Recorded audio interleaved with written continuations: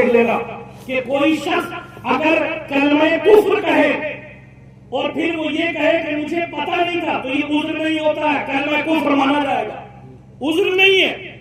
جہالت کوئی عذر نہیں ہوتا ہے۔ یہ تو آپ پر فرض تھا نا کہ علم دین سیکھتے۔ جب مسجد کا امام کتاب لے کر بیٹھا، یہ کھجاتے ہوئے مسجد سے باہر نکل آئے۔ یہی تو چیزیں ہیں۔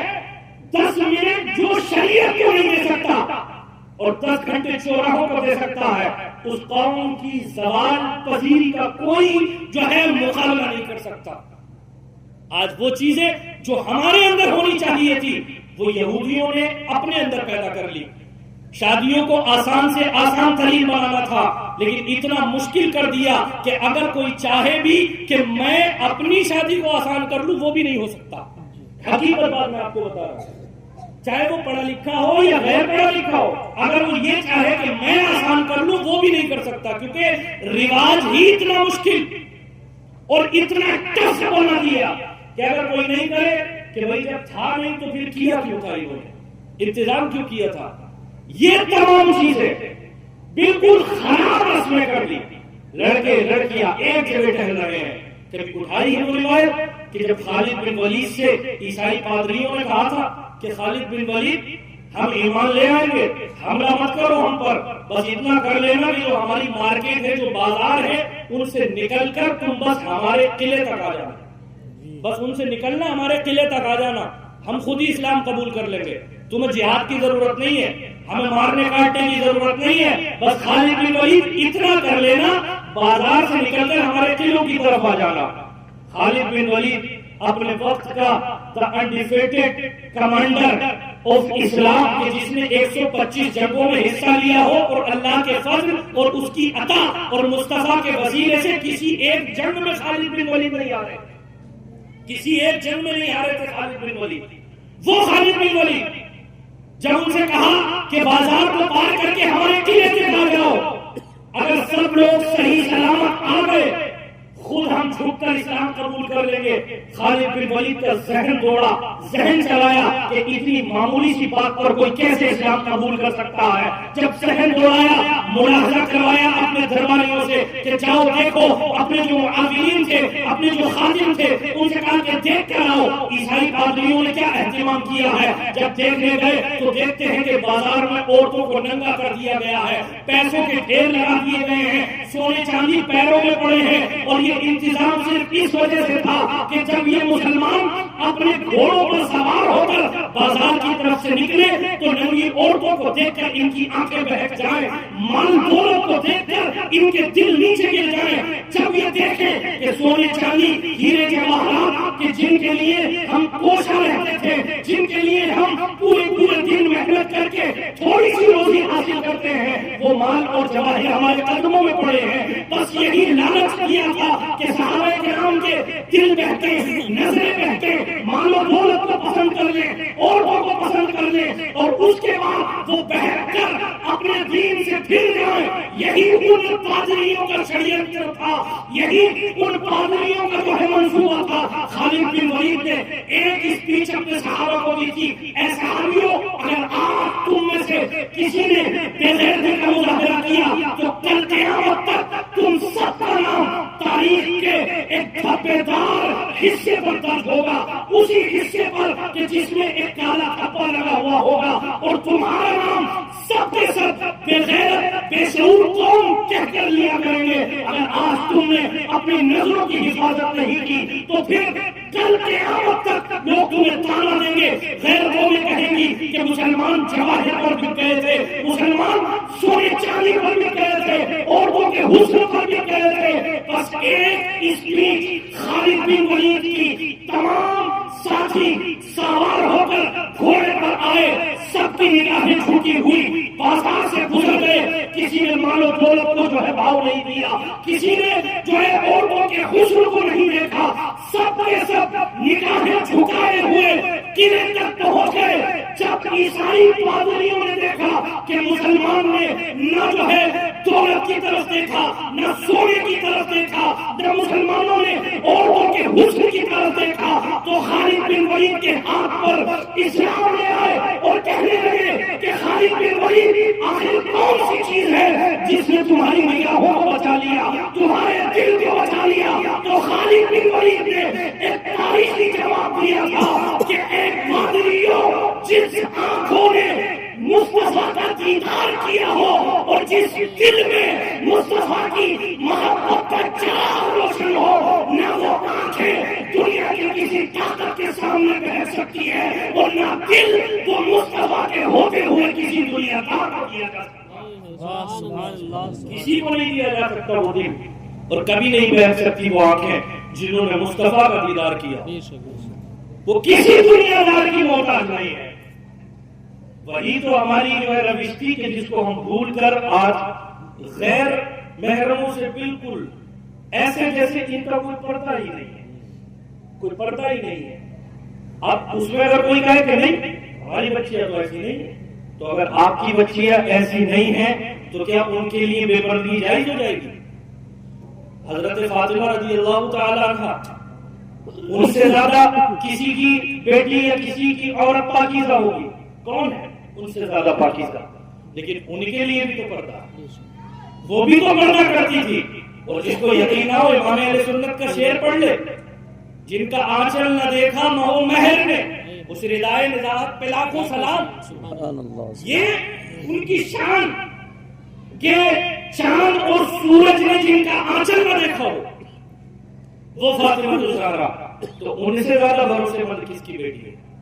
تو جناب اپنے کلچر کو اور اپنی شادیوں کو اسلامی رسومات کے مطابق جب تک ڈھالا نہیں جائے گا تب تک کوئی برکت حاصل نہیں ہوگی، کوئی برکت کسی طریقے کی حاصل نہیں ہوگی، بلکہ برکت تو دور کی بات ہے، شادیوں میں ان تمام چیزوں کے کرنے سے اللہ تبارک و تعالیٰ آگے کی زندگی کو تنگ فرما دیتا ہے، اور انہی تمام چیزوں کی وجہ سے۔ تو جب تک ان چیزوں کا خاتمہ نہیں ہوگا، لوگ یہ نہیں سمجھیں گے جب تک کہ بھئی ہمیں ان تمام چیزوں سے بچنا چاہیے، یہ جتنے بھی، اور خاص کر نوجوانوں کی ذمہ داری ہے کہ وہ اپنے نفس پر کنٹرول رکھ کر اپنی خواہشات کو محدود رکھیں، اپنے اندر عاجزی رکھیں، اپنے اندر انکساری رکھیں۔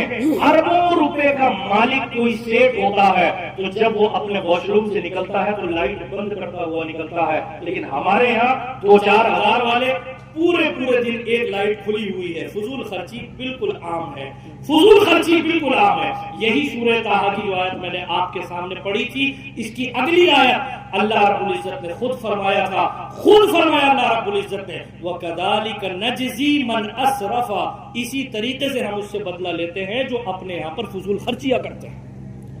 اللہ نے کیا فرمایا تھا کہ ہم اس کو اندھا بنا کر اٹھائیں گے جو ہمارا ذکر نہیں کرے گا، اور جو اسراف کرے گا، فضول خرچی کرے گا، ہم اسی طریقے سے اس سے بدلہ لیتے ہیں کہ اندھا بنا کر قیامت کے دن اس کو اٹھایا جائے گا۔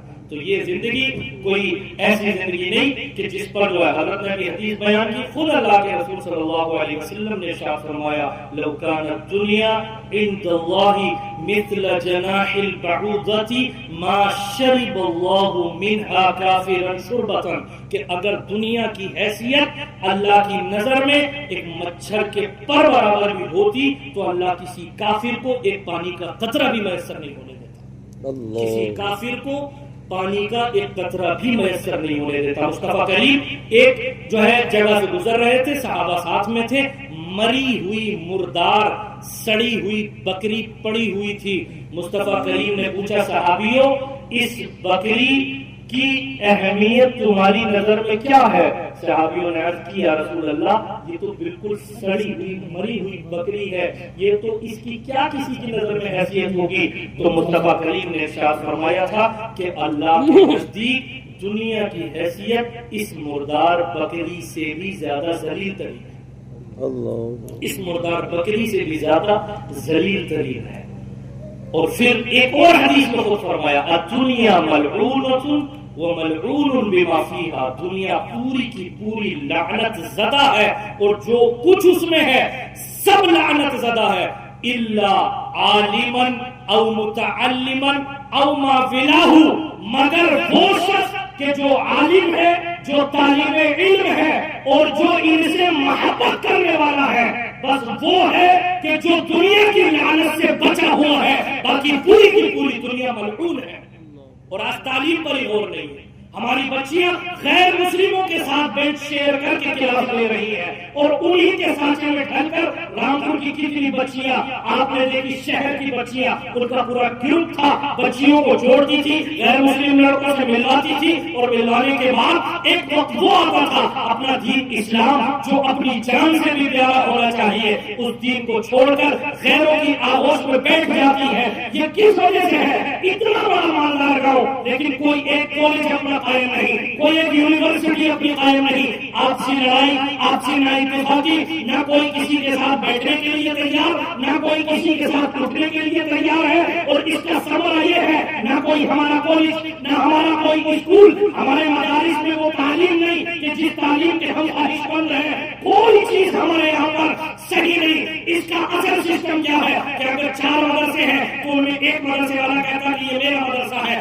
دوسرا کہتا یہ میرا مدرسہ ہے, تیسرا کہتا یہ میرا مدرسہ ہے. کاش کتنا بہتر ہوتا کہ سب یہ کہتے کہ یہ مدرسہ ہے یہ بھی ہمارا ہے کیونکہ یہ بھی اہل سنت و جماعت کا ہے, وہ مدرسہ ہے وہ بھی ہمارا ہے, وہ بھی اہل سنت و جماعت کا ہے. مدارس والے آپس میں لڑ رہے ہیں, خانقاہوں والے آپس میں لڑ رہے ہیں. اگر جو ہے کسی کے گھر میں کوئی دیندار ماحول بنایا جائے تو وہ آپس میں لڑ رہے ہیں. جب تمام معاملات, جھگڑے, انحصار, تکبر, انا, ان تمام پر جب رونما ہو جاتے ہیں تو قوموں سے اقتدار چھین لیا جاتا ہے.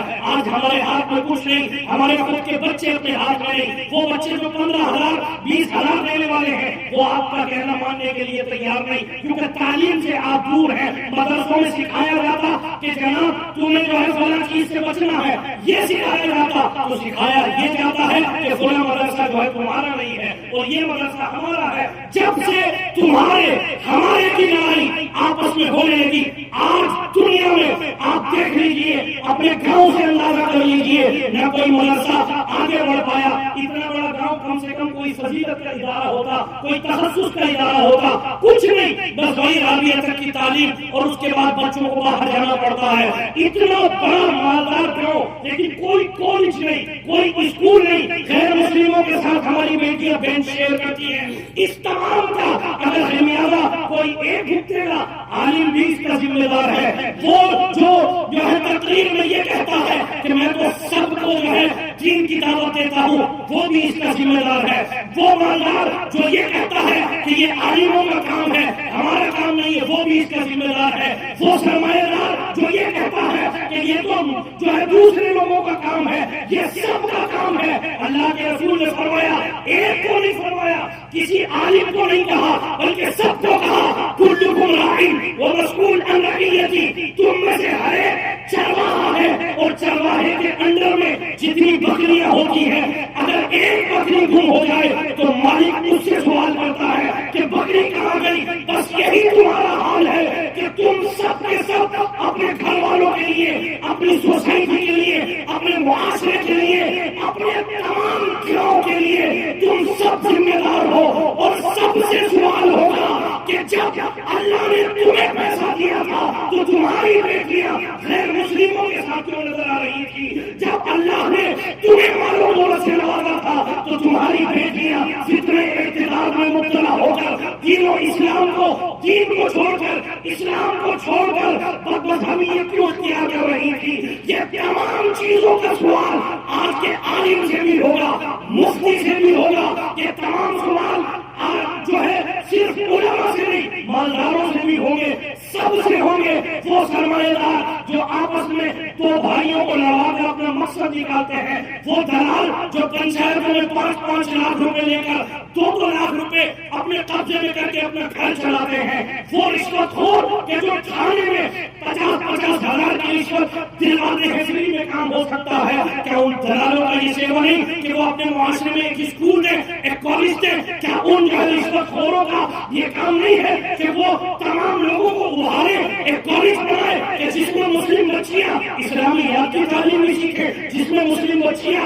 دینی تعلیم, اصلی تعلیم, دنیا کی تعلیم بھی سیکھیں. ہمیں میں سے پھر کوئی پروفیسر ہوگا, کوئی وکیل ہوگا, کوئی جج ہوگا. ہم یہ نہیں کہتے کہ سب بچوں کو عالم بناؤ, کسی کو وکیل بناؤ جو تھانے میں تمہارے کام آئے گا. رشوت خور نہیں ہوگا, اور جو رشوت خور ہوگا اس سے علم کی قدر, علم کی وقت چھین لی جاتی ہے، تو آج اگر آپ نے ان چیزوں پر غور نہیں کیا تو کل قیامت کے دن آپ سے سوال ہوگا کہ جب تم نے دی تھی تو پھر تم نے اپنی لڑکیوں کو غیر مذہب قبول کرنے کے لیے کیوں چھوڑ دیا تھا؟ تمام لوگوں سے سوال ہوگا اس کا۔ اس طریقے کی تقریریں لوگ نہیں سنتے کیونکہ وہ مطلب کی نہیں ہوتی ہیں، لیکن میں خود اس بات کا ذمہ دار ہوں جناب۔ میں سوچوں کہ میں بچا ہوا ہوں، میں خود ذمہ دار ہوں، لیکن میں یہ کہہ کر بچ سکتا ہوں کہ جب میں کسی کو ساتھ لانا چاہتا ہوں تو آئے گا کون ساتھ میں؟ یہ کام اسکول کالجوں کا، یہ کام بنانے کا، یہ حقیقت بات یہی ہے کہ علماء کا کام نہیں ہے، ورنہ علماء کو جو لوگ اس معاملے میں پسند کریں گے۔ یہ کام ہے سرمایہ داروں کا، جو ہے اس وقت میں جب آپ کی کوئی پنچایت ہوتی ہے آ کر بیٹھ کر فیصلہ کر دیتے ہیں، تو جب پنچایت میں علماء سے فیصلہ نہیں ہوا تو اسکول کالج کے وقت جو ہے علماء کیا کام آئیں گے؟ یہ تو سرمایہ دار ہیں کہ جن کی ایک ایک آواز پر لوگ ایک ایک لاکھ نکالنے کے لیے راضی ہو جائیں گے۔ آج کوئی کالج نہیں، کوئی یونیورسٹی نہیں، پورا گاؤں ایسی جہالت کے اڈے پر چھوڑ دیا، اور سب کے سب لوگ، نہ کسی کو علم کی طرف کوئی رجحان۔